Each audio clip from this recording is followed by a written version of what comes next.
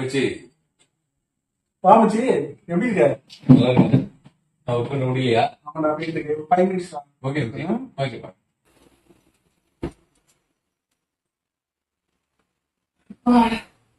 ஒரு வேலையை முடிச்சாச்சு. மச்சி, நாளைக்கு எங்க ஆரம்பிச்சுப்போம்? என்னடா அப்படி கேட்ட? நாளைக்கு எலெக்ஷன்டா.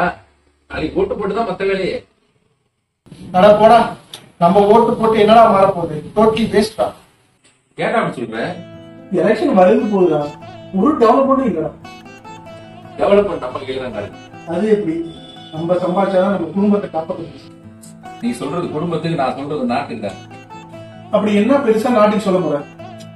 4 வருஷத்துக்கு முன்னாடி கொரோனாங்கிற கண்ணுக்கு தெரியாத ஒரு விஷக்கிருமி இந்த உலகத்தையே ஆட்டி படிச்சது.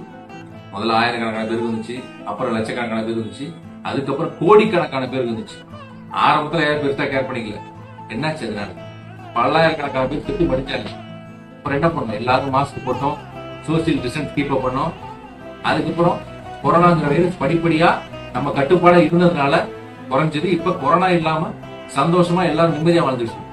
அது மாதிரி தான்டா நம்மளால என்ன மாறிட போகுது அப்படின்னு நினைக்காம 18 வயசுக்கு மேல உள்ள ஒவ்வொருத்தரும் ஓட்டு போடணுங்கிற உரிமையை நம்ம தலையாய கடமையா நினைச்சு எலெக்ஷன் அன்னைக்கு ஓட்டு போட்டோம் அப்படின்னா கண்டிப்பா சிறந்த அரசாங்கத்தை உருவாக்க முடியும்.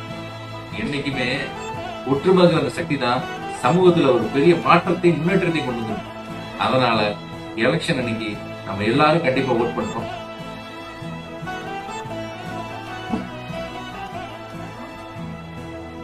என்ன பண்ற? என்ன கேட்கற? இல்ல மச்சி, எல்லா ப்ரூஃபும் இதுதான் வச்சிருப்பேன். ஆனா ஓட்டு ஐடி மட்டும் காணும்டா.